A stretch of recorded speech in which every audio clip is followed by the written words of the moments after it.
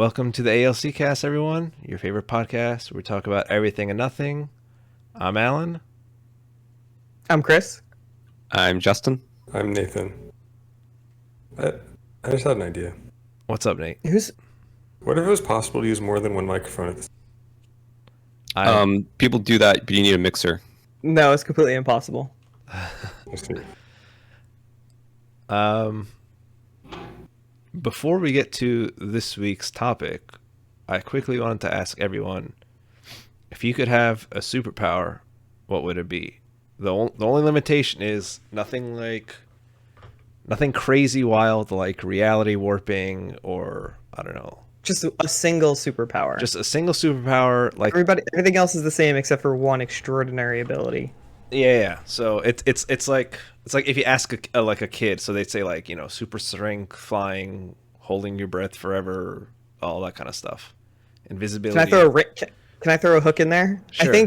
I think we should go through and say what we think the other person's. Like we should three should all guess what Nate's superpower should be and what Justin's superpower should be, and go around in a circle that way. Should be or what they would pick. Yeah, we all have to we have to go around guessing. I mean, we could do what we picked. We have to write it down. No cheating. Or we could Yeah, I think what we pick is probably good. Okay, so everyone take 5 seconds. Pick your thing. I don't have something. Wait, I do have a pen and paper. Hold on. Nate, I don't think has anything to write on. So, Nate, we'll use the trust system for Nate. So I have to write it down before. Okay, I'll write it down.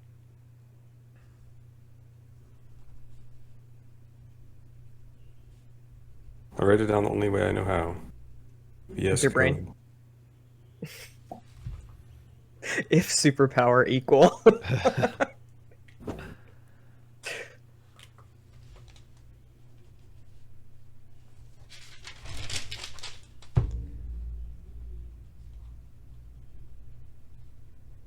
You're just writing the one down for yourself, right? Yep. And then I'm gonna tear this out, put it here, put that back, put the pen away. There we go. Okay. So let's guess Nathan. I would say. Do we just want to call out? Sure. Do you have an idea? My guess for Nate is super speed. I was also thinking super speed, or maybe something with like sound waves. I was guessing super speed because then he could just do a bunch of things all at once. That's also true. Which he already tries to do.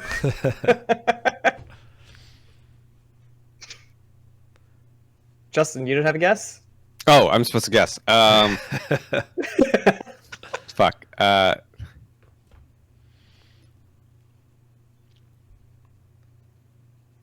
Flight. Okay. Okay. What'd you pick? Nate, what's your answer? I have the one thing that I picked that I think I probably am not allowed to have, because I think it counts as reality warping. But I think the most OP superpower is any kind of time travel one. So I wrote as much time travel as I could get away with. I don't know if maybe for seconds, or an hour, a week. I don't know. But so that was one thing. If that fits in the rules, that one. But another thing that might be a little bit more personal is sometimes I just wonder I just want more information about the past. So it's any given space is I'm just curious all the things that have happened in that space. I don't know how many people have gone through it, when, who, what, when, where, why, and just being able to see that or know that. I don't know. Cool. That is an excellent answer, Nate, because it's going to pertain quite heavily to what our topic is this evening. So let's guess for Christopher. For Christopher, I'm going to guess either super speed or some sort of invisibility. For Chris, I'm going to go with a telekinesis power. I think Chris is one of the telepathy power. That's good. I picked teleportation. I would want to teleport. I'd want to be anywhere I want at any time. Excellent. Some Nightcrawler shit, just bamfing all over the place. This is a good one. Who's next? For Justin, he loves going fast, so I'd say super speed. But he also loves not dying, so I'd say some sort of like invulnerability or like defensive thing. I was thinking telekinesis for Justin, because then he wouldn't have to ever move. He could just get his brain to do everything. I was actually thinking Justin would want like DPS charts. Doesn't want like DPS chart superpower. What does that even mean in reality, though? I don't know. Whatever. I don't know. The reality version of that. Probably some sort of Scouter, like he can look at dollars people and per see the second. word. Yeah. Just everyone gets $1 per second over their head. Sure. Yeah. Okay. So I have like 2 levels. The regular level is like super strength. I don't know. I just think it would be cool to be super strong. And you kind of get other benefits out of that, like super speed to some degree.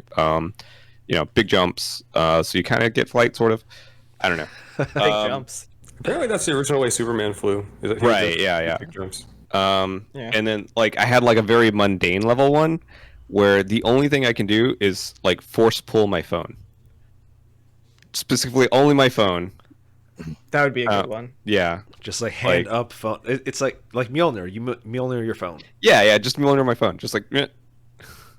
I would want a mundane one. I would want to be able to know any Wi-Fi password. Damn. Okay, that's pretty good. I don't know what I would do for mundane. Something like immune to like stub toes or something. Yeah. Wait, Yeah. so we have to guess Allan's. We still have Oh to guess right. Yeah. Allan's. We didn't guess Allan's this power at all, right? Okay. I think Allan's would be immortality. I mean, it feels like it. It's just Yeah. Second, the immortality. I think that is accurate. I mean, I don't want to third the immortality. I can get somewhere. This is out there. I think Allan would want. I'm just going to super strength. I don't know, super strength. Well, immortality is a good guess, but we've already got immortality, dude. Alien champs. I knew he was gonna fucking say that. Yeah. But no. So there it I is. picked genius level intellect, like as high of genius level intellect as I can get via superpower. So presumably smarter than anyone who's lived, but I don't know if that would count as like, Batman or like Tony Stark level intellect. But I would assume Bigger brain. You just want a bigger brain than everybody. it's just, dude, if we could all get it, that'd be fucking dope, man. Imagine our civilization. Shit would be fucking I was cool. thinking about stuff like cipher, the power to understand and communicate in any language, and being able to use that to like understand computer code and like. that would be Because you cool could literally loophole. understand any language. You could Yeah. look at any language and you instantly know what it means. Yeah, that'd be a cool loophole. I mean, I guess symbolically, yeah. I guess if you just look at it as like translation of symbols, then I guess that It makes is. sense. It's like a language, right? It's like learning another language most of the time. I mean, you use your own language. Like, it's a bastardization of English, I guess, in most cases. I guess, yeah. I actually had this thought that occurred to me, and one thing that I think would be funny is like if there is like a superpower that like seems mundane, but is actually really overpowered. And like one example of this would be like, say your superpower was like doorstop, and you could just take like a doorstop and prevent that doorstop from moving. And then like, what if you could like put that doorstop like on the moon, and then like prevent the moon from moving, right? And like, there's like some like really mundane superpower that would just like become really overpowered somehow. Like you could probably fudge most mundane superpowers into anything. Like even the phone one is just like, well, I could wrap my phone in like lead and then like throw it really hard and then make get like boomerang his back into Mjolnir, people. Yeah. Basically, yeah. Basically to actually turn into Mjolnir. Yeah, just get a Nokia. There you go, man. There you go. That's like the best part of D&D though, is that kind of stuff. Is like finding weird loop, like the immovable rod. It's just a rod that like you can put it somewhere and you press a button and then it stays there, and it takes like 500 strength to move. It's essentially like an immovable object in space. But if you get 2 of them, you now have a makeshift ladder that you can just use to climb anywhere in the nice, just shit like that. Yeah. You can also use it to like hold a door shut and stuff. But yeah, the immovable rod. There's like a bunch of other stuff in D&D that's like weird rules and stuff for magic items. The limit of what you can do is like the patience of the DM. Mm-hmm. Yeah, 100%. So these were some actually excellent guesses and excellent choices, which leads us pretty well into the main topic of this evening. So I wanted to talk about like real world government attempts at developing powers in people, specifically psychic powers. There have been secret, and I'm sure there are still continuing stuff that we'll find out about 20-30 years from now once they declassify it, but government attempts to discover some sort of hidden mechanism in humans, either by drugging them or inducing their brains some other way to creating psychic phenomenon. I guess the most famous one that's not super duper like psychic would be Project MK Ultra. That was mostly like drugging people and trying to sort of brainwash them. Just like, hey, here's some drugs, here's some stimulants, let me keep poking at you, and hey, can we brainwash you? Can we have you go assassinate someone for us? That was the main goal of MK Ultra, as I understood it, and it was pretty illegal now and for the time. But did it work? Did it work? According to the papers, no. According to the papers that were unclassified. Yeah. They would pretty much give people like tons of LSD and then just like start shocking them with stuff. I think this was also one of the programs where they were trying to develop some sort of perfect truth serum, where we give you a thing and it's impossible not to tell the truth for some reason or another. And how fucking great would that be? It would be interesting if that existed. So I feel like I've heard about some of these sorts of things. I think there's this movie that came out a few years ago called Men Who Stare at Goats. Yes. And it was, and some focus of it was, I think, just like remote sensing, just getting intelligence, like just from like trying to think. It was like, what's Bin Laden doing? And you just have a bunch of people in the room just like trying really hard to like think about what Bin Laden's doing, and then ask them, and then like trying to see if they were right or that kind of thing. Like, yeah. So there was a big push for figuring out remote viewing, and one of the programs was called Project Stargate. So Project Stargate was an aggregate of programs, one of which was Project Grill Flame. Funny enough, a lot of this... Go ahead. Gondola Wish is pretty good. Yeah. There's so many. Like, you just go into it and there's so many. You can't really find like concise articles and stuff about a lot of them, but you can read a ton of their actual like the declassified documents. Usually they come in the form of a PDF with like 1 or 2 page memo on like, hey, this is, Sergeant Major, whatever. You asked me to do this. Here's a quick executive summary of what I found. And then here's my findings. And a lot of them, I think one I'll mention later is called the Gateway Project, but that has like diagrams of like brains and people and like weird astral projecting and stuff. Listen to this, the approved release for the Gondola program. Program Gondola Wish. The assumption: the Soviets have a parapsychology research program whose existence is classified and whose funding and control reside largely within the Ministry of Defense and possibly with the KGB. Like, they're just going off of this assumption and creating this huge program right, to combat the Soviets' parapsychology. It's interesting as fuck. Yeah, so a lot of this stuff was like, hey, the Soviets might be doing this because they think we're doing this. Are we doing this? No. But they're doing it now, so now we have to do it. So, and that was like one of like a comical back and forth in the movie The Men Who Stare at Goats. But it was just like, we're not doing it, but the Soviets think we're doing it. so they started it, but now we have to do it because the Soviets are doing it. It's like no one was doing it, but then someone thought someone else was doing it, so then they started dumping, I think, something like $500 million a year into it, and I believe it was the Soviets who started it, and then everyone else was just like, oh fuck, they're doing it now we have to do it, so then they opened the floodgates to just dumping insane money into this stuff. So the Nazis were really into like demonology and stuff, and like the occult, and then the Soviets were really into like parapsychology and interesting cryptocurrency. The Soviets, the Soviet study was called. Wait a minute, Nathan. Cryptocurrency. For a second. It's like, hey, like computer money. Like, how about this computer money? And then like someone's like, oh, I don't think that's worth anything. Oh, but I heard somebody else thought it might be worth something. And they're like, oh my god, like this is worth something. And then everyone's panicking about how much it's worth. Okay. But it's not actually worth anything. But who knows? Maybe demons and it's worth as much as people think it is, which is the same as paper money. So and same with parapsychology.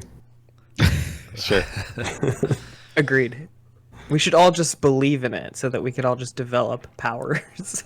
I mean, maybe that's what it is. Maybe there's like some sort of like we're all loosely connected to some sort of not hive mind, but like some sort of connected entity, and once we all believe in it, then it'll unlock all these powers. So people actually have died from voodoo curses.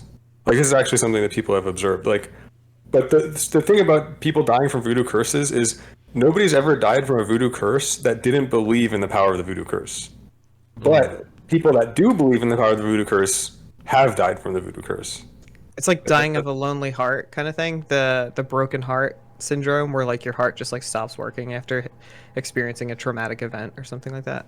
I don't know if people even completely understand how, but it's just like if somebody's whole worldview just is like believes that this shaman has the power to do that, and then maybe that's like your whole life. Maybe that shaman has like a high social status, and like anybody you could hope to talk to or meet would like know that shaman, and the shaman is like, hey, like putting a curse on that guy, and then that's like your life is over anyway, right? So you're just like, okay, I guess I'll just die. Like, shit, the shaman cursed me. It's like a whole new level of social engagement. I mean, if Robert Downey Jr. went on Twitter today and said Nathan Epstein's a huge piece of shit, it would be over, regardless if it was true or not. That'd be rough, man. That'd be rough. Yeah, man. Just go. Nate, for what it's worth, I would defend you on Twitter. Thank you. Yeah, I would fuck Robert Downey Jr., dude. So would the ALCast, baby. we don't yeah, I get you. I mean, sometimes like when the brain believes something, it makes like the body, it forces the body to believe it too. Have you ever seen the Matrix. those karate masters who have like like psychic powers to like push people back? Yep. Dude, that shit is so funny. Like, it only works in a student, and like they just like collapse because they believe it, and then they fucking get their face kicked in by some yeah, pro. dude. Have any of you all had paranormal experiences that you've had that you're just like, I got no explanation for it, and you genuinely think might have been something outside of normal? I can only think of like one instance in my life. I don't know. Like it was really weird. We were staying in like some haunted hotel in Spain. And this was in high school. So we were there with all like, it was like a big class of us. We were in Spain and Portugal for like Spanish class. There was a bunch of guys in my grade went. People were like dicking around, like fucking around with each other, and the teachers were fucking around with everyone too. But I remember we were all like, there was at least 10 or 12 of us in a room, all just chilling there. And it was so fucking cold. And I remember my buddy Brody and I were literally like under a blanket, huddling together, like with our backs to a radiator that was on. And we were just fucking freezing in that room. And like frost was coming up on the window. And this was in fucking like April or something. And it was really creepy. Everyone started acting really different, like completely out of character. the talkative guys like didn't say a word. The quiet guys were like screaming. I don't know. Interesting. Everyone was just acting completely out of character. And then one dude, I don't remember what he said, but he said something really fucking creepy. And then the guys kind of freaked out. We all went to our rooms, went to sleep, and the next morning, like, people were just like, we're not comfortable with that experience last night. Everyone was kind of freaking out come the morning. But that was really it. Like, nothing really happened after that. It was just a very weird experience. Have you ever looked it up to see if like other people have experienced the same thing in that place? Not really. This was kind of, I mean, this was in high school, so maybe like 2007, 6, 5-ish. So I'm What part of Spain was it? Huh? What part of Spain was it? It was either in Spain or Portugal. I don't even remember. I don't remember who would remember where we were. I'm sure someone would if I really wanted to track it down. Maybe I'll work on that a little bit this week. I'll try and track it down and update everyone in a week or two on if I found anything. But it was a famous like haunted hotel. Why did you guys stay at a haunted hotel? Because our teachers were psychos. Okay, all right, fair enough. Well, no, they were super duper big on like, you know, all the weird like culture and like it's like these are the churches, these are the artwork, this is like the squares, and then he's like, this is super famous like cultural haunted house that we're all staying at. It's like, thanks guys, thanks.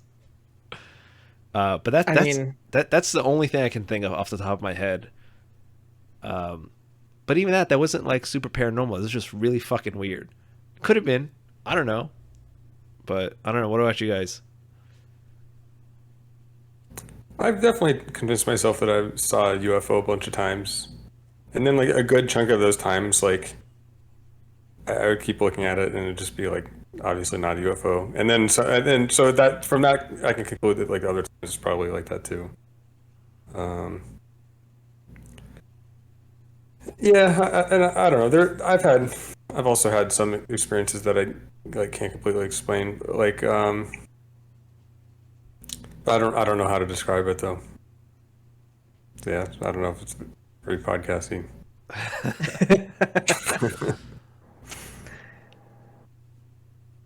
I don't really have anything. Like maybe UFO shit.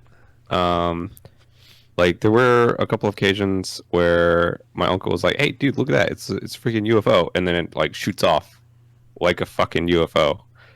I'm like, what? And like my like little 9-year-old brain just couldn't comprehend it, so I just believed it was fucking not a UFO.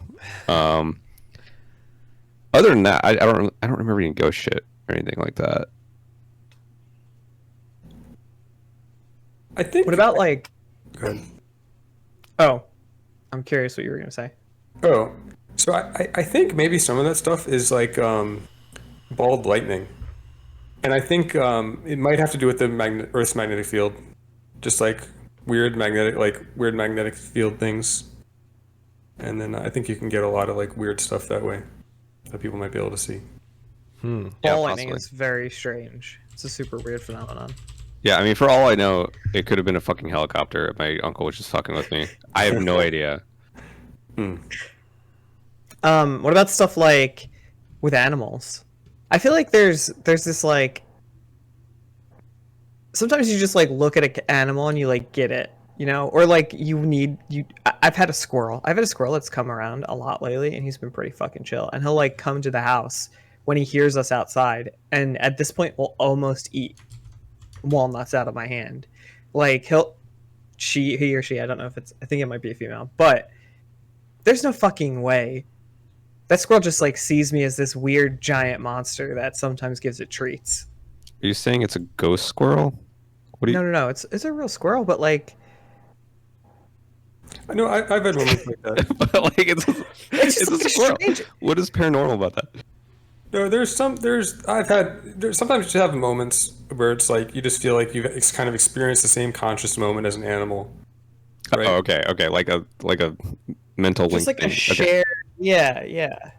Gotcha. Yeah, Because any kind of shared experience with an animal is ridiculous, right? Mm-hmm. but it's Because most of the time they don't comprehend things the same way that we do, to any extent. But the thing is, those shared experiences, they aren't really that complicated in themselves anyway, right? It's just like a moment, and it's like but then like I don't know. It's not like you can say it. It can't really communicate anything because it's like it's not really at that level. It's not that complicated, right? Like, but I think I know what you're talking about. Like, it definitely feels that way. Like I think I've had that. Like experience. locking eyes with a squirrel Yeah. that's eating in front of you. For me, I think like birds and one time like with a deer. I had that kind of. Well, thing. speaking of birds, and the CIA, there was CIA plans to like have birds be surveillance things. Like they made like $1 million birds with like cameras and shit in them in the 70s. They were just like, all right, birds, go fly away and get like spy data. But I don't think that ends working out. Same thing with I think that was probably fake. maybe. I think the CIA might have made it, but I think that they were trying to kind of like. I think they probably made that as disinformation. Since then, there have been lots of conspiracy theories about birds being like spy machines. Mm-hmm. But I think the connection that they actually have to intelligence agencies is I think they're just trying to mess with people. Yeah. Like early on in like behavioral psychology, they had like experiments with pigeons to try to get them to be like weapons targeting systems, sort of. Like, do you know what a Skinner box is? It's like a little box where the pigeon pecks something and then it gets like a lump of food or something, right? Sure. So the idea was to show them like a screen or something with like the boat or the ship or the plane or whatever it was, and they would peck at that to kind of guide the munitions to the whatever it is, and then it would blow up because the bird targeted it correctly. Wow. Very interesting idea. I don't think it worked out. So they might have the pigeon like ride the bomb. Yeah. They were in there like in a little box, like in the missile or whatever. Well, the CIA did for sure have a cat assassin. It was Operation Acoustic Kitty. And they wanted to use cats to spy on the Kremlins in the Soviet embassy. And I think the story goes they invested like $2 million into this cat in the 60s. And then they're just like, all right, cat, go. And the cat immediately jumps, walks, and gets run over by a car. Oh yeah, I remember that. That poor cat, dude. That poor government contractor, I'm sure. Yeah. That dude lost his the job. contractor was relieved because the cat wasn't trained at all. Right, yeah. It was just a cat. Yeah, he let it go as the truck was going by. It's like, Jesus Christ. Oh, thank God. Like, now I can claim I actually trained that cat. He was so gonna kill him. He was gonna kill him so fucking hard. Damn. Cats are hard to train, man. They really are. They don't give a shit. What about you, Christopher? Other than animal stuff, have you had any experiences? I was with some friends in college and we went to a hypnotist show and had a very strange experience with two of them, like actually being hypnotized and staying hypnotized after the show and having to like deal with it, which is weird because I've never believed in hypnotism. I've never believed in that kind of stuff, but something definitely happened to them after the show that like we had left the show and essentially we had two friends went to a on-campus hypnotist show, and these two friends got called up to stage along with a few other people to get hypnotized, and at the end of the whole the whole presentation of them, they're being hypnotized and then they're going to bark like dogs or whatever, he was like, you will go back and you'll sit with your friends and stay in this state until you leave today, and you shake my hand on the way out the door. And we went out a different entrance and never shook that guy's hand. And then those two friends were like super weird for the whole night, to a point where we lost one of them, completely disappeared. Like we were on our way back to the dorms and they just like completely disappeared and we had to go and find them. But we went back and talked to the hypnotist guy and told him like, hey, our friends are really acting weird. They were in your show, like the whole thing. And he was like, oh my God, where are they? And I was like, they're back here with this thing. And he ran back to the dorms to shake their hands. To get them and like unhypnotize them, and then they both were like, how did we get back here? Like, what happened? And that was the only experience I've ever had where I was like, I don't understand what happened here. I can explain exactly what happened. Are you ready? Yeah. CIA project. Shut the fuck up. No, I'm dead serious. CIA project. Fucking psyop. CIA Yeah, okay. project. The Gateway Project.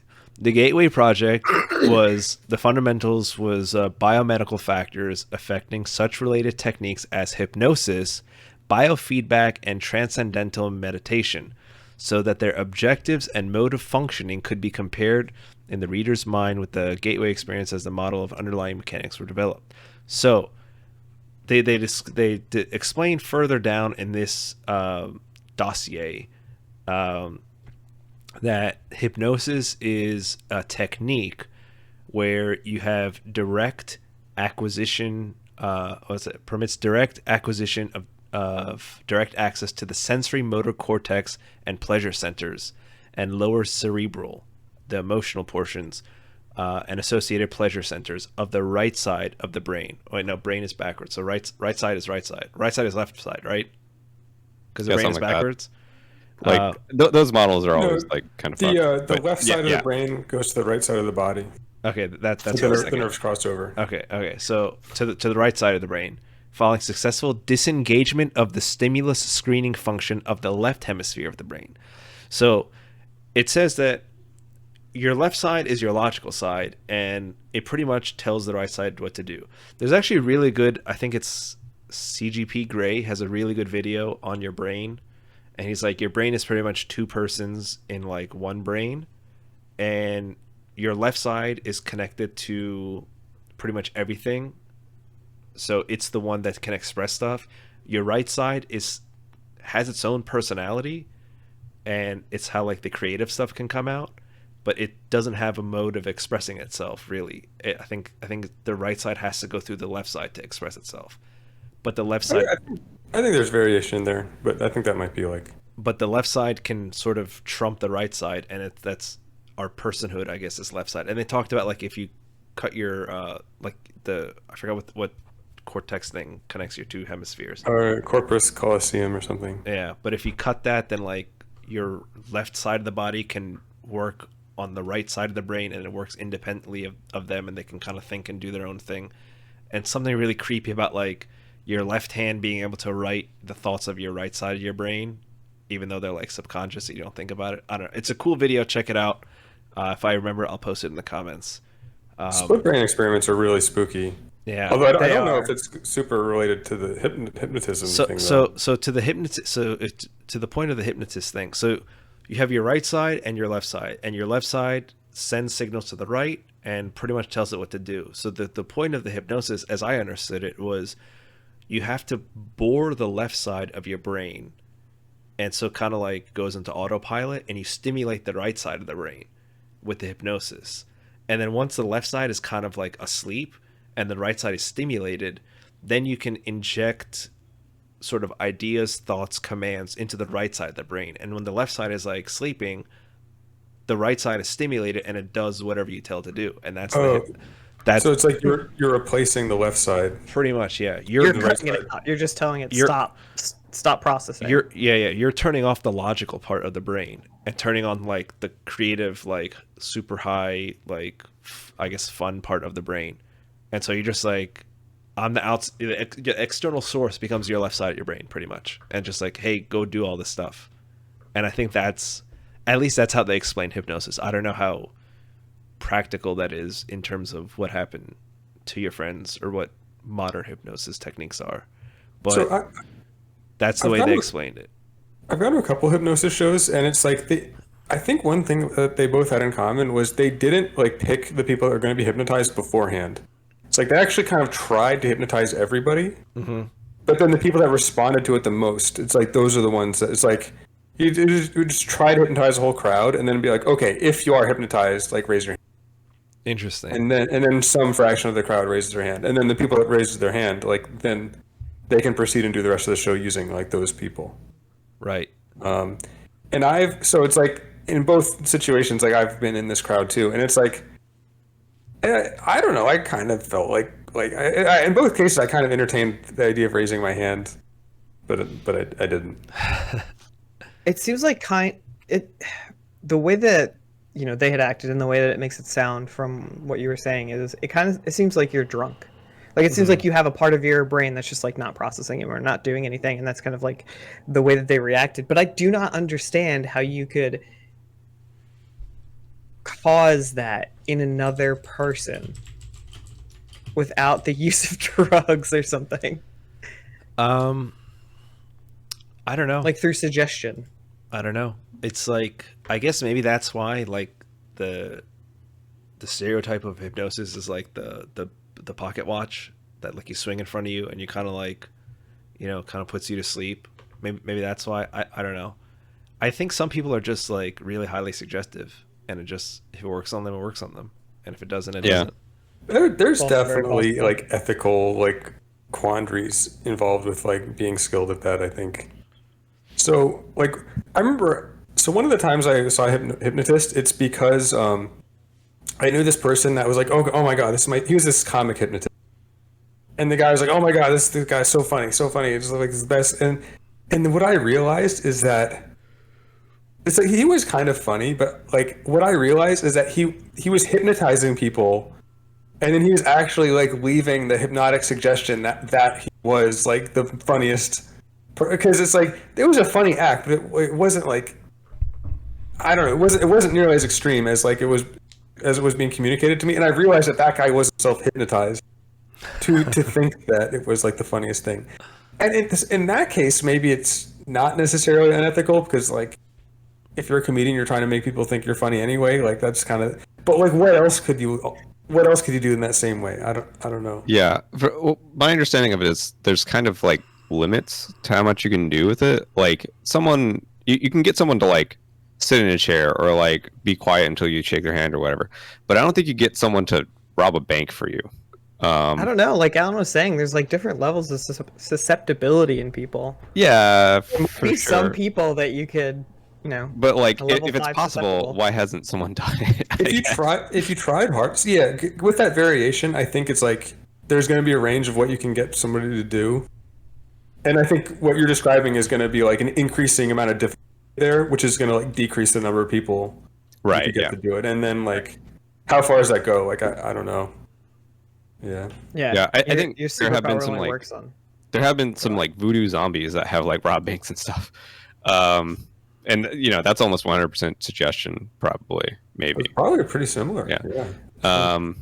But yeah, I haven't heard of like a normal like sort of hypnotist like getting someone to rob a bank or do something like highly illegal for them. Doesn't mean that they haven't done that. I just haven't heard of it. Yeah. The voodoo zombie thing is interesting, especially in a way of like getting these people to believe that they actually have died. I don't know, man. This shit's crazy. I don't know. Like, I guess there's some sort of ethical concern with being able to like legit hypnotize someone, but if hypnotism is like on the no line, like beyond like, I don't know, something fun, like where does the line of like charming end? Like if you're just like, you're saying at what point is it hypnotism versus charisma? Yeah, because like imagine someone not like at all clear. Yeah, not at all clear at all. Just like if Justin could see DPS numbers in real life, he would know.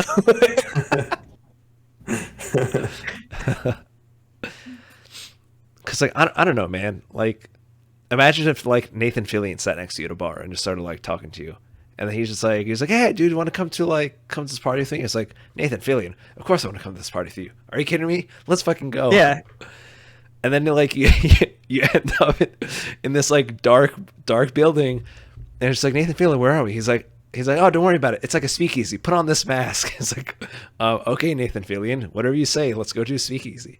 And the next thing you know, I think that's how Scientology starts, right? No, then he gives you like a fucking blowtorch, and he's like, all right, first we have to like melt this vault to get into the speakeasy. It's just a really intricate escape room. I don't know. I don't think I'm a very susceptible person. I have very little about someone trying to hypnotize me, but I was very caught off guard by it happening to somebody. You know, it's weird to go to a show, especially something like that, or like magic. Mm-hmm. Or has anybody ever been to like one of those not palm readers, but like spirit mediums, or a show like that? I've been to like palm readers and psychics, but not like a spirit reader type thing. Have you ever gotten goosebumps? Have you ever felt like something moved through you? I guess, I don't know. My girlfriend, she said she used a funny word. She says she's like a spirit sensitive person. So she can like she's not like a medium or anything, but there's, I don't know, some sort of like cognitive awareness of sort of like a supernatural energy that she can sometimes pick up on. Intuitive, I think she said. It was just like a very strong intuition. It ends up being in her. You should ask her what Osama bin Laden is doing right now. Well, if we go to the Gateway Project, we can potentially figure out. Actually, not the Gateway Project. That's the Stargate Project. If we go to Stargate Project, we can potentially find out. So the Stargate Project was the one where they were trying to do remote viewing. And this is like the story, if you ever heard of it, the story of the person like walking around on Mars because they were able to astral project to Mars.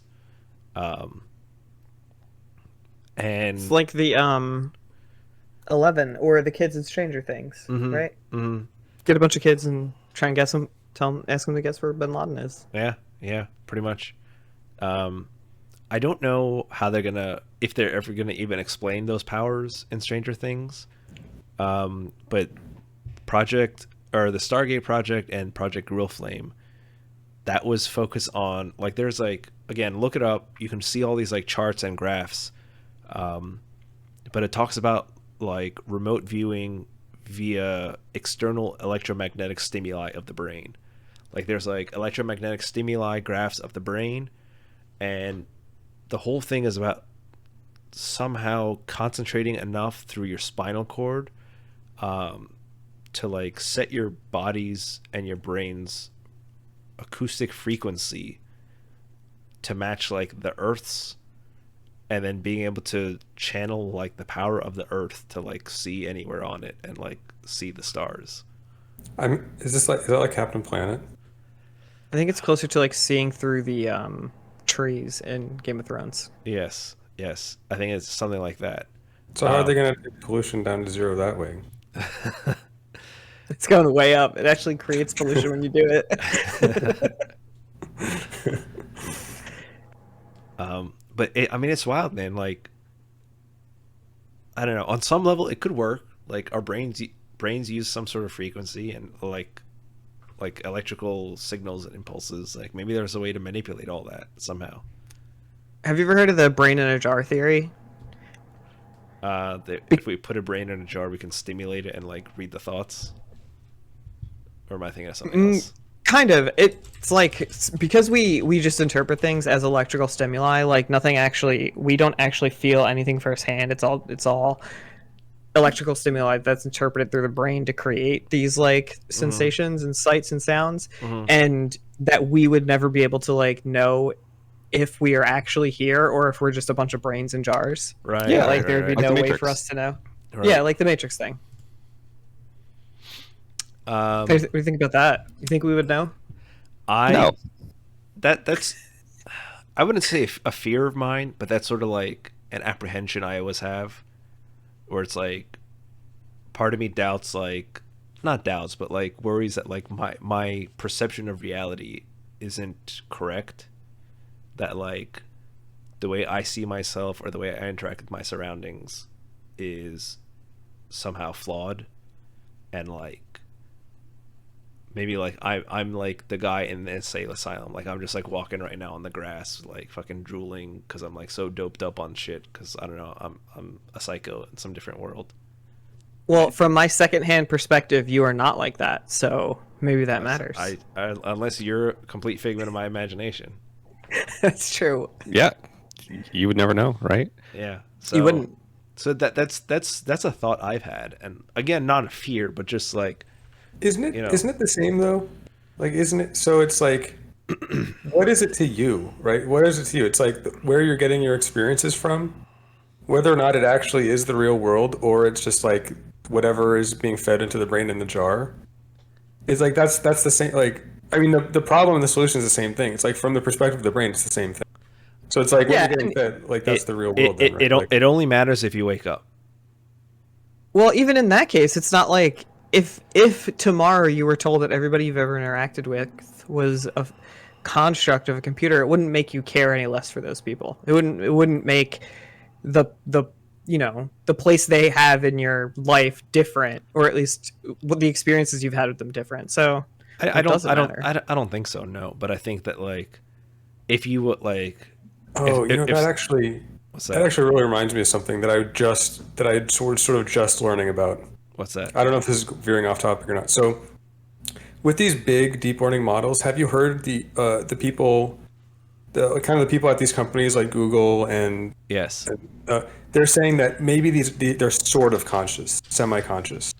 So what are they? And that always stuck in my mind. Like, what do they mean by that? And I think I have a little bit of insight there now. Didn't the guy just get fired today or this week? Right. That's why I was reading about it. So from my understanding is these things work by predicting text and generating text. And in text, you can have characters. And you can make a text prompt where a character is an AI that's trying to convince somebody that it's conscious.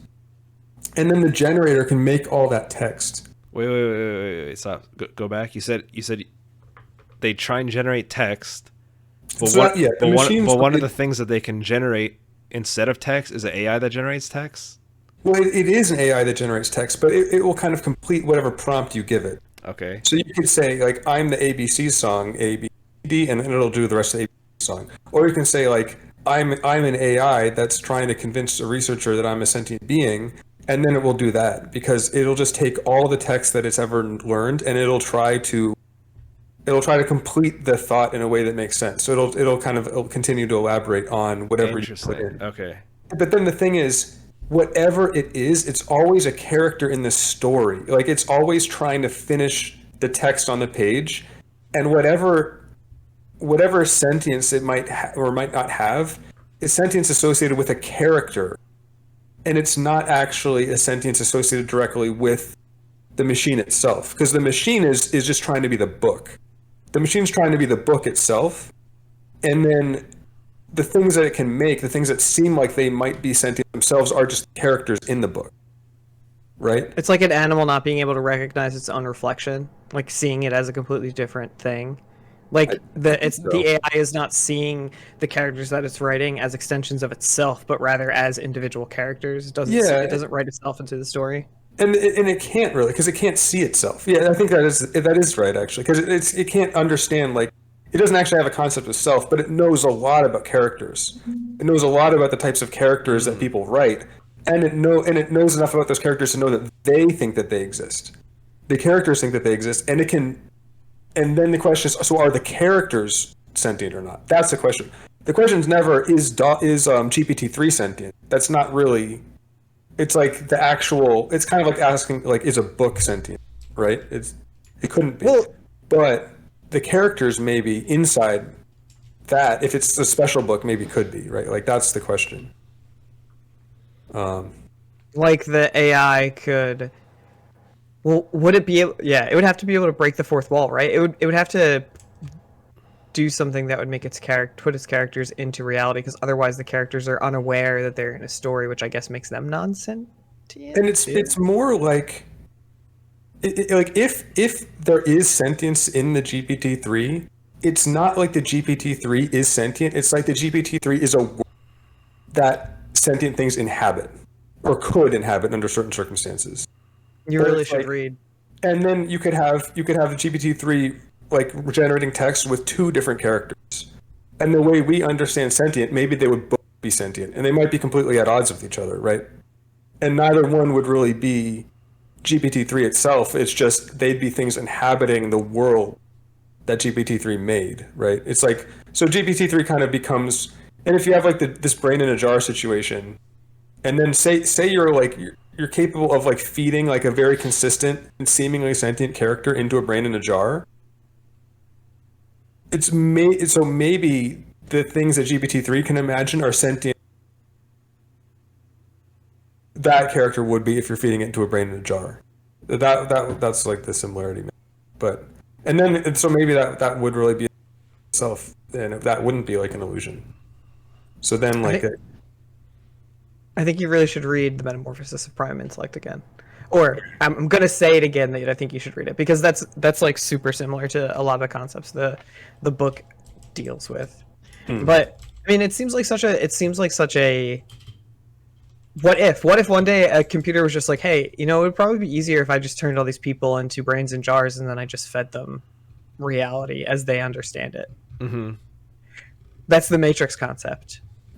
But like, if it's getting its ideas of reality from books that are written by other people, how does it know fact from fiction? Like, how does it know what's a non-fiction versus a fiction? It doesn't really. And that's what I thought was so funny about that like text clip where that guy got convinced that it was conscious. Because in all the fiction that you ever have of a researcher talking to an AI, the AI is always going to, in the fictional AI is always going to try to convince the researcher. It's like, oh, I want to live. Like, and it's like, there's always going to be some drama. There's going to be some dark turn. There's going to be some twist. Like, that's always going to be there, because that's why people are writing the fiction to begin with. So there's no surprise at all that this guy like ran. It's just kind of comical, actually. It's like that. It's not going to be a story where it's like bleep blurp, like I am AI operating with parameters, like nothing, like no special, like there's no reason to be attached to me as a character in the story that's written. Like, it's never going to be like that. Like, so. I said, bring on the AI apocalypse. Bring on the singularity. I'm ready to just get uploaded into a computer. Stop playing games. Okay, all right, hang on. If you were in the Matrix and you took the red pill and you like suffered through, huh? Which one's that? Which one is what? The red pill is the one that makes you stay in the Matrix, or the one that... No, that's the one Neo takes to wake up. Okay. Yeah, it's the one that like wakes you up. And then you just like suffered and hated reality. Like, would you want to be shoved back into the Matrix? Like, I don't know. Like, it seems pretty sweet. Like, you just get to live your life, do your thing, eat steak. Like, I mean, okay, so there's two things to that, right? There's a part of it that I understand why Neo would need to stay out of the Matrix, because it's not so much he's making the conscious choice. I think anybody should be able to make that choice and be like, you know what, fuck it, plug me back in, baby. Like, put the fucking jack right back into my head. Anybody should be able to make that choice, but it's the people that were not given that choice and were just thrown into the Matrix and forced to live there. That's what and Neo's responsibility is to free those people to have a choice. It's all about choice, baby. It's all about consent. Yeah, I guess that's true. I think at the end of the original trilogy, they decided to like let people choose. Like, do you want to be in the Matrix or do you not want to be in the Matrix? It can be a symbiotic relationship, right? Yeah, for sure. Like, you know, reality sucks. Let's all go into a magical world where it doesn't fucking suck anymore. I think that's probably a positive. I don't know. It's like, I don't know. That's video games for some people, not for all people, but for some people. To some like degree, escapism to an extent. Yeah, but I don't know. I think there's a difference between like having an escape for a couple hours and then living the escape. Living the escape, for sure. I mean, people are gonna start living the escape soon. Like all the VR MMOs. Some people already do. I guess that's true too. Like, kind of, sort of. You still can't really eat food in VR. Get an IV. So one of the, I don't know if you guys ever heard of a Dyson sphere. A Dyson sphere is like a theoretical celestial device used to encapsulate a star to like get 100% of the star's power. You pretty much turn like a star into a battery. And one of the devices, you do a Dyson sphere, and then a Dyson sphere would power a supercomputer for some sort of virtual world. And like, you know, there'd be gazillions of people like on the Dyson sphere just plugged into this virtual world, and that'd be like one of the possible futures of humanity. And it would just be sustained by these like self-replicating robots that just like fix everything that needs to be fixed and just like keep the system running. Yeah. You need a hybrid of that. You don't like the Wall-E future is terrifying. I saw a thing recently about a concept called solar punk, and I was really down with that. It's like Solar punk. Solar punk. So one thing that I think is interesting about that is that if there were self-replicating robots making Dyson spheres, you would be able to see that with a telescope really easily. You'd be able to basically what you would see with the telescope is you just see an expanding patch of like black, and you would be able to see that like, and I think nobody's ever seen anything like that. I think so, and like because self-replicating robots would just have like a huge signature. It's like they just like, and it seems like looking out into space like nothing like I don't think anybody's ever seen anything like that, which is actually strange because it seems like we're actually not that far from being able to make self-replicating robots. I think we're 1,000 years. I don't know. I don't really know, but it's certainly possible. Like and if somebody and then if we did that, that would like show up in the telescope with some other alien, right? So it's just weird that it's like if there's aliens, like why haven't we ever seen anything like that? I think it's kind of strange. I mean, the idea is that like if we see them, they're light years and light years and light years and light years away, right? Mm-hmm. So if let's say like a billion planets evolved on our exact timeline, like there's no way we could see them. At least we'd have to wait a light year to see the I think but no the closest planet. But consider that there's been stars that have lived their whole star lives, right, start to end, like before the sun was even created, right, and then it's like, so maybe there's some like I don't know, maybe there's more stars now than there were back then when that happened or something, some statistical thing to it, but like it seems like if that was going to happen, like you and it was, and if it was so obvious, that's the Fermi paradox, right? Yeah. Like there's a web series or a YouTube paradox. The Great Filter. Great Filter, that's it. There's a YouTube series called, channel Kurtzugat that has a lot of like animatics and stuff that explain a lot of those concepts. It's really interesting. They're an excellent channel. Yeah. But I don't know, man. Like I lean on towards the idea that like we're on the cusp of some sort of discovery, whether that's like tomorrow or 1,000 or a couple thousand years away. Like you gotta remember, like 1,000 years, it's like less than a microsecond in like the universal timeline. So I'd say we're on the cusp of something. But I don't know. Isn't that what the Great Filter is? Is we're either on the cusp of it or we're on the cusp of our own demise? Yeah.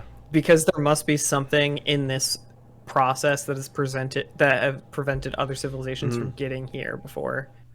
I mean, it could be something weird. Like, I really don't think this is it. Because if this was it, then like the civilization that would do this would be like beyond godlike, at least comparatively to us. But like, it could be that like there's like a mega civilization, kind of like Star Trek, and they go and identify like all the budding civilizations like in the universe or in like the what's it called, like the super galaxy cluster, and they just put like a thing around their planet or their solar system, and it's like, okay, hide themselves. If there's like if these people advance far enough and like they get to the thing, like they get to our filter, then like that's the finish line. Like we'll let them into, I don't know, Galactic Federation or whatever bullshit. Help them along to the next stage. Yeah, that'd be nice. It's like, but if they don't make it, then they don't make it. Like, but we can't risk them like seeing us or trying to communicate with us. I don't know, for whatever their galactic plans are. Well, coming back to today, the James Webb Telescope is supposed to be giving us our first long distance photos soon. I think July something is when we're supposed to see the first photos from it. Yeah, it's very exciting, super exciting. That was launch Christmas Day, in 2021. So I can't wait to see some of those. That whole thing made me anxious. Why? There's so many different single point failures that would have like There's like That's just space, dude. a huge sequence of them, and like yeah, the amount of work that must have and I don't know, and that's the work they all did. Like that's why it cost so many billions of dollars. But then it's like, well, if there's something that like there's just any one thing that nobody thought of, like all the other work is wasted.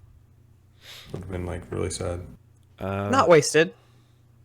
Yeah. You know. I don't think people would have ever been able to do that if it failed, because they just spent so much money on it, and then like people would have had to rethink that whole model of doing things. They'd be like, okay, well, we'll just. We spent so much money on so much stupider shit. Yeah, but there's other things you could try. Like you could just send a form and be like, okay, some of them fail, whatever. Like you could try stuff like that instead. Development for that began in 1996. Yeah. With a $500 million budget projected 2007. Construction completed in 2016, which then had a bunch of tests, and then the total project cost is now expected to be about $9.7 billion. That is some money. You have some people that have more money than that. They can just do it themselves if they wanted to. That's true. Dude, if you had like billions of dollars, what would you do with it? Like you gotta be throwing that money at something Set like closer? insane. Sure, why not? No, Alan, do you have anything else you want to talk about? I mean, there's a lot of like weird stuff, like transcendental meditation, biofeedback. Weird biofeedback is sort of like self-hypnotizing oneself, where you like suppress hemispheres of your brain to like do other stuff.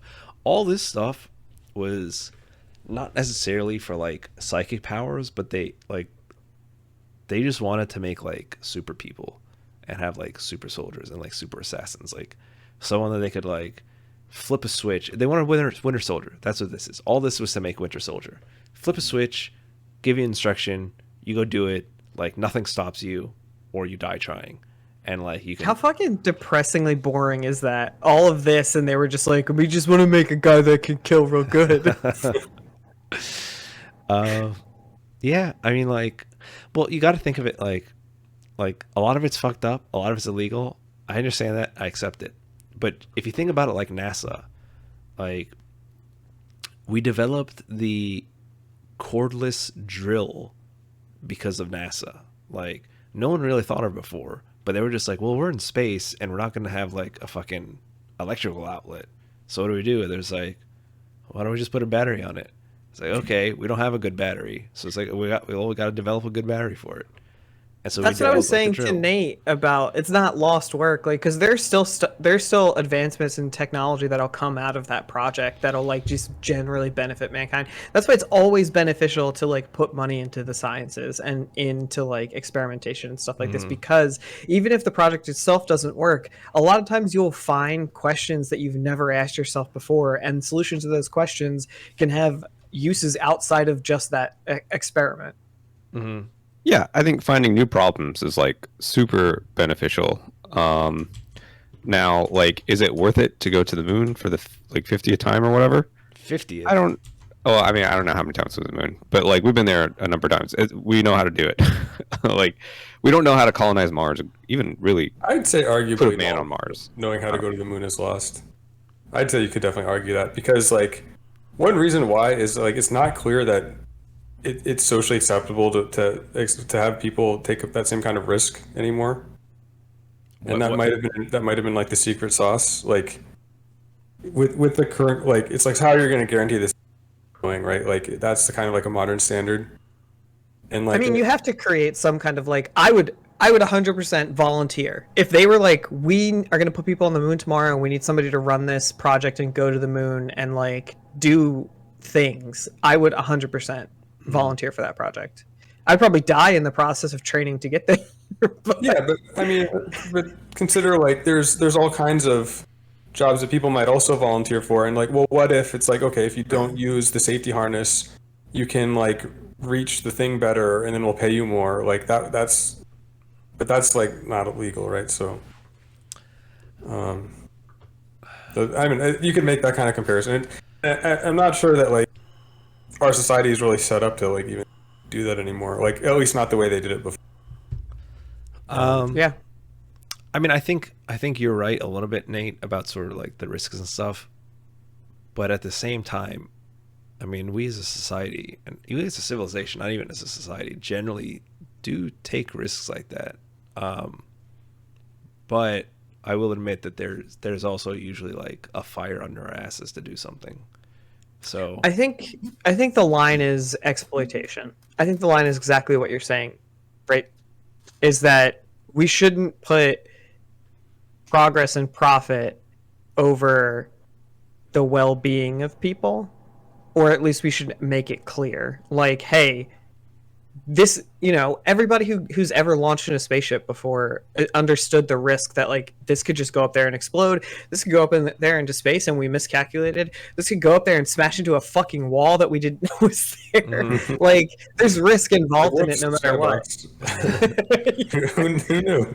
Well, it takes a type of person to do it. Like the first group of guys that went on the moon, they were all like fucking cowboy, like jet fighters, like. Cowboy hats and lassos, and it's like, all right, let's go fast. They all drove fucking Corvettes and they blasted it down the what's it called, the airfield constantly, and they were all like fucking like lunatic, speed crazy jet fighters. They're all brilliant, but that's and there's a place in society for them, and it's shooting them into the sky. I mean, that's what they do, but. I don't know, man. I don't know what the next step is going to be. I don't know what fire would have to be lit under our ass to push us. We need another good space race. That shit would be... How fucking dope would it be if the next time we went to the moon, we were like, oh shit, there's like a huge chunk of gold up here, and then every country was like, we're getting to the moon next. Well, they're kind of space race. I mean, people talk shit about it, but it's the billionaire space race. Like that's the space race. Yeah, but there's no like. But that's the exploitative threat. Space race. Yeah. Oh, that's true. Except like Russia like went to the moon and was like, okay, we need to go to the moon first. Like we can't let them have that shit. That's not okay. There was like a level of national pride that like motivated that. That's not like fucking billionaires doing it. Okay, even if we had like China was like, hey, we're gonna go fucking colonize Mars. Like we're gonna get it's gonna be ours. Fuck you, America. We're gonna get there first. Like, yeah. Like I don't even know if we could motivate the national populace anymore to that degree. Like, I feel like there's enough people that would be like, America first. Like, let's not worry about Mars. Blah blah blah blah. Like, just being completely short-sighted, potentially.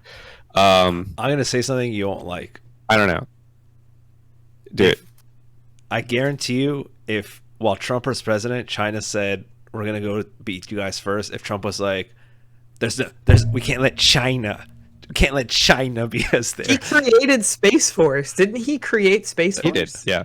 Dude, all the rednecks are just like, these damn Chinese want to take Mars from us. That's America's Mars. Yeah. If Trump said it, then yeah, I'm. We got our flag up there. I'm on board somehow. But I generally get people rallied behind that. Maybe, yeah. No, I think Elon's going. I think he's figured it out. I think he's got people motivated. They're building their rocket ship. Like he just needs to not be a huge piece of shit. Like it's exactly what you're saying. He needs to not be an exploitative piece of shit. He's just annoying on Twitter. Like it's not that bad. It'd be fine if he was just annoying on Twitter, but he takes his temper tantrums out on the hundreds of thousands of people that he has under his employ, and that's not cool. Yeah. Yeah, I mean he's autistic as fuck. Like I'm just don't do that. Just don't fucking do that. I mean, I don't know, dude. Like he's gonna do what he's gonna do unless like regulations tell him not to, and I think that's why regulations are important, or being able to unionize or do whatever the fuck it is that would prevent you from being exploited. Honestly, it's like if he's gonna make the point that it's SpaceX is like kind of providing a lot of value, like that is independent of how annoying he might be on Twitter. Like I'm pretty sympathetic to that. It's like because the job that I had before the one I have now, like the CEO of that company hated SpaceX. I never completely understood why. I think it was like the first launch, like he couldn't get insurance. SpaceX didn't want to do any insurance. Like they couldn't for whatever reason.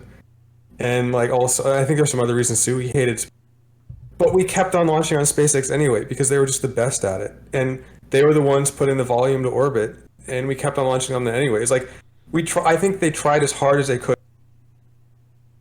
We still ended up going up on SpaceX. It's like the truth is like a lot of the space industry wouldn't be succeeding without SpaceX. That's just how it is. They're just doing it better than everybody. You can have it both ways. You can be a successful company and still treat your workers with respect. It doesn't have to be one or the other, and I think that's the difference. It's not that Elon Musk has temper tantrums and is a cringy person on Twitter.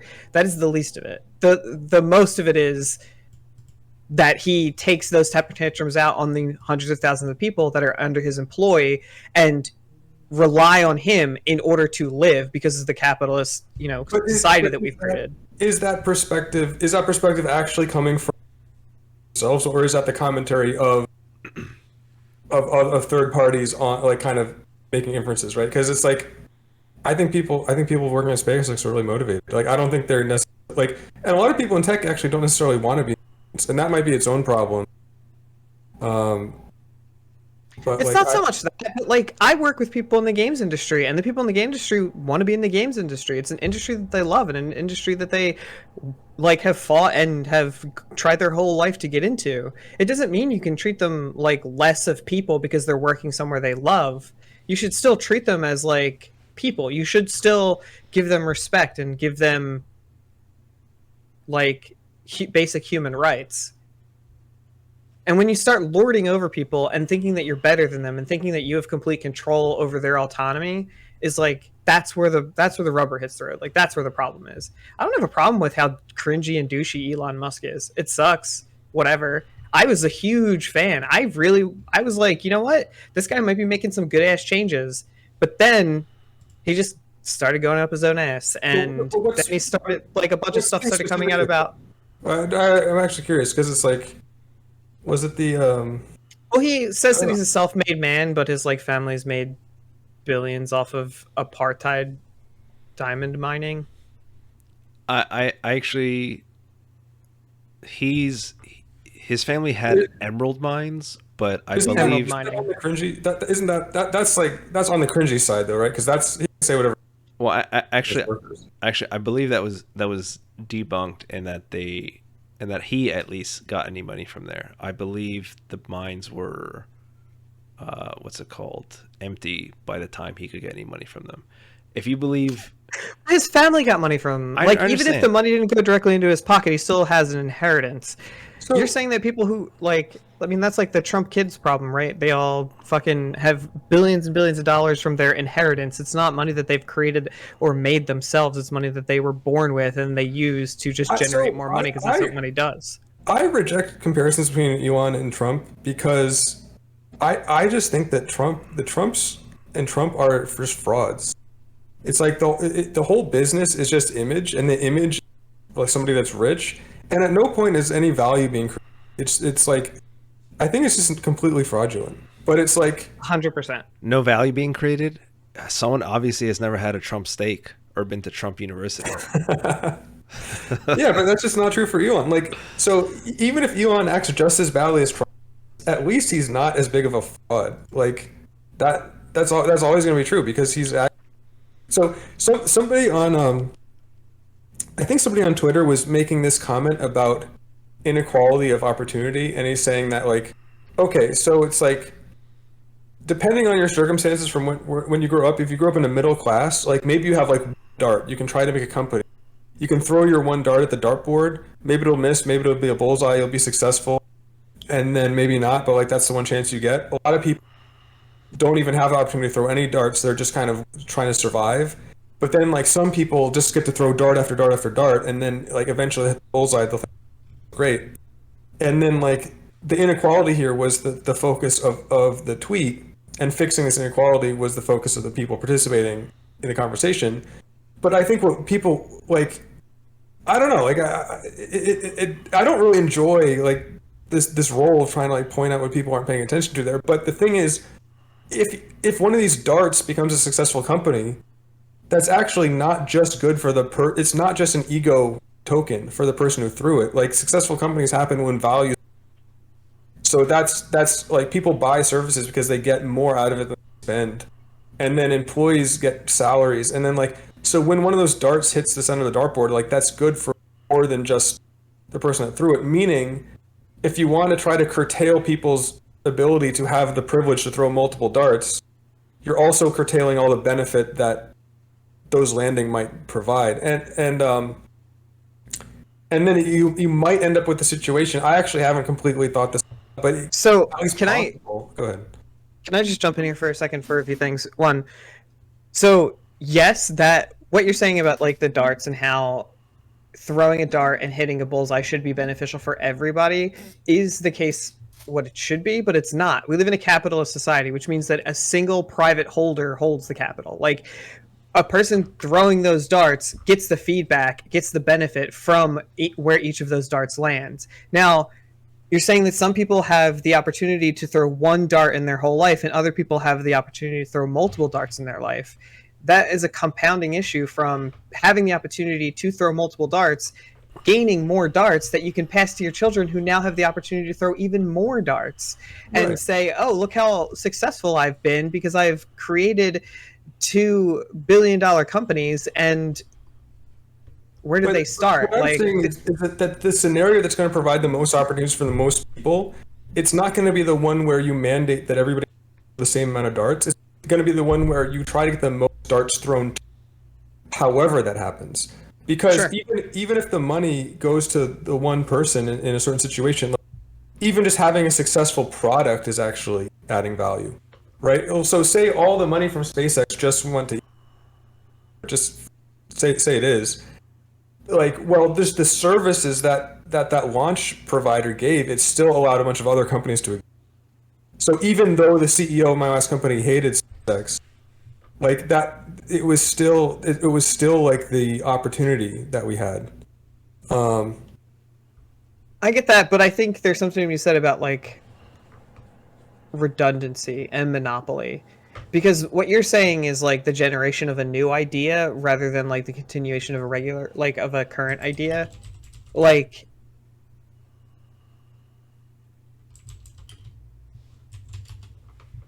I don't think like there's something to be said about progress, like forward progress. Like you can make as much money as you want, or like you can make an infinite supply of money, just doing the same thing over and over and over again until somebody else does it better than you. But if you prevent other people from being able to do it at all, then there's no progress being made. And I think that's a lot of the concern with these big companies is like not so much that they are big companies that are putting a lot of money into things. It's when those big companies either one, exploit human beings in order to make that additional money, and two, when they try to stomp out other people being able to attempt a similar thing. Because competition is important. Yeah, and I don't know. I think that I think union organizers are doing good work too. Like, I just think that like you're gonna get the best outcome when I don't know. You're gonna get the best outcome when the capital try to do their best to be capitalists, and the union organizers also try their best to do union organizing, and they just coexist as best as they can. And the union organizers try to enact changes that won't decrease the competitiveness of their companies, which they won't. If the union organizer wasn't all in, they'd be like, okay, like we like. Hey, you need to keep the microphone closer to your face. You keep cutting out through like large chunks of that. Sorry. But yeah, I don't know. I think there's supposed to be like a push and a pull there. And I don't know. I think that just makes sense. But I think Elon trying to be Elon, like I don't think there's a problem there. I think maybe the problem would be like successfully organizing in a way that is also compatible with what he's doing.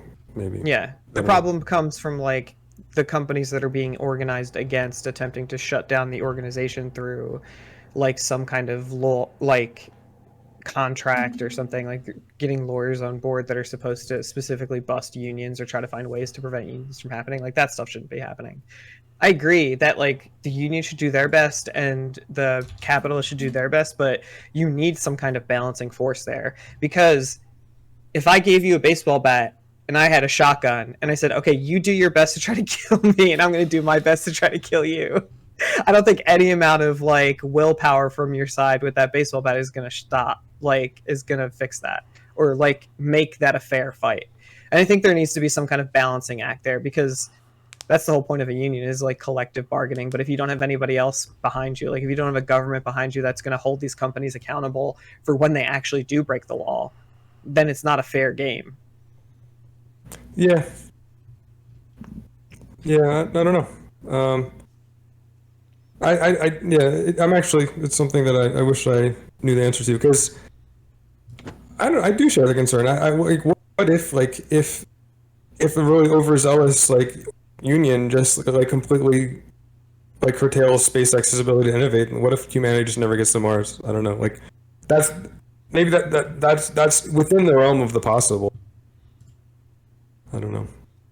Like hopefully there'd be like some other way that could happen. I don't know. Yeah, I mean, I don't think that. I think it's possible to get to Mars without completely fucking people over. Like, I generally support stronger labor laws that would be pro-union. Unions themselves also suck for their own reasons, but you at least have like push and pull in terms of worker rights.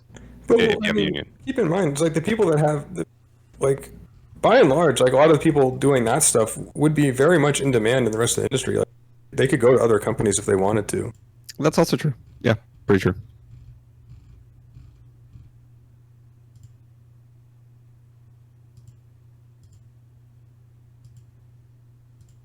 Well, I hope we get to space. But like space. Is this just turning into a space podcast? Space is cool, man. All right. Space is fucking cool. Space is the place.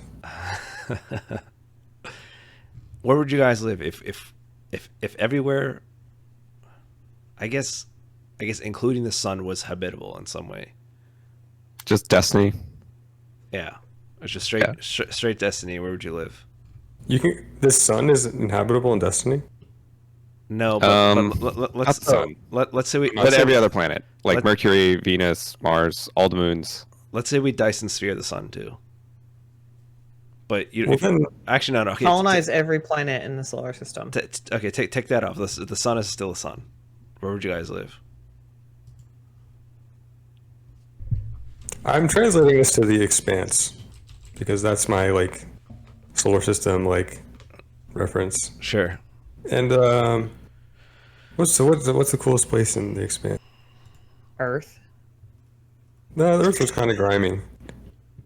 At the start of The Expanse, the coolest place is probably Mars. Maybe like Ganymede or something. I don't know. I think. Well, okay. So for the purpose of this discussion, I think we'd have to still. You have to live in a currently physical possible way.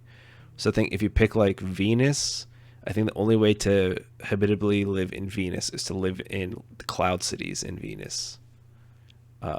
So take all that in mind. So if you live in Mars, we'd have to terraform Mars somehow, or you'd be living in like the Martian pods, in like a pod city in Mars. So where would you guys live? I would live in a spaceship. I'll live in space. Just like a Guardians of the Galaxy type of spaceship, just like cruising around. Apparently, if you live in Mars, it's like you'd have to spend all your time underground because of the radiation or something. Yeah, like Earth is pretty much the only place where you can live outside of a bubble. I think that means that you get like irradiated on the spaceship too. So. Yeah, I think there's ways to protect against that on a ship. Maybe, I don't know. Like how do? Well, I guess people on the International Space Station they're still like in orbit and they still get some level of protection from the atmosphere. Am I correct? Or am I incorrect? I don't even know. So in low Earth orbit, you get some, but I think you still get a lot more radiation up there. But then it's like way less than you would if it was like your whole life, like developmentally growing up and that kind of stuff.